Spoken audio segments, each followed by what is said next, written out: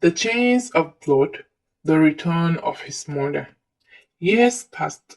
The kingdom that once enslaved families and branded them with the mark of shame began to crumble.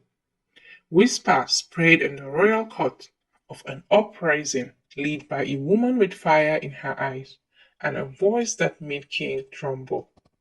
That woman was Aisha. Unknown to the world, she had not died that night long ago. The soldiers had thought her lifeless, but a strange power, perhaps the echo of her demon husband's spirit, had kept her alive. Enslaved and broken, she had spent years in the government mine, enduring torment and chains. But in these years, she listened, learned, and waited.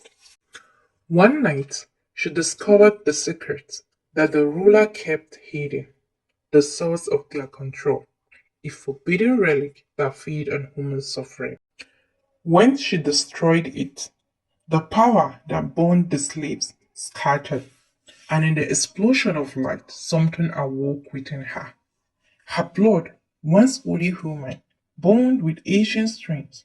She was no longer the weak girl who fell into the forest. She had become something more, a woman reborn by pain and trust. With her new founded power and the riches of the fallen empire, she returned to the world as a free and wealthy woman. When she stepped into her old village, the air itself seemed to hold its breath. The villagers who had once pitied her now bowed to her. But Aisha's eyes searched only for one face, her son Rafi. As she stood in the center of the village, the ground trembled, the sky darkened, and a deep voice called out Aisha. Skail, her husband, the half demon she had once loved. But he was no longer the man she knew. His body, buried and broken years ago, had been stricken awake by her return. The love that once tied them, now buried as cursed anything. His soul, corrupted by centuries of pain and regret, had transformed him into a black demon, a creature from sorrow and fire. The villagers filled in terror as Kail's shadow rose above the trees. His eye glowed, his voice thundered through the valley. Only our blood can end me. Rafi felt it, far away in the forest. His heart burned. He knew his father had awoken. With Leila by his side, he ran towards the storm, his mother's voice echoing in his mind, though they had never met. When mother and son finally stood face to face, time itself seemed to pause.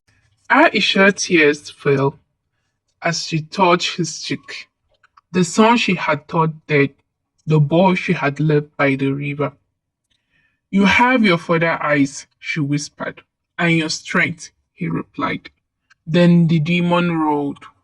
The final battle began. Fire met darkness. Love met rage. Aisha fought beside her son, her light against Kail's shadow. In the end, Rafi summoned all his power, not to destroy, but to free. Father, he shouted, rest, you have suffered enough. The fire engulfed the demon, and Kail's rage melted into peace. For a moment, his human face appeared smiling gently.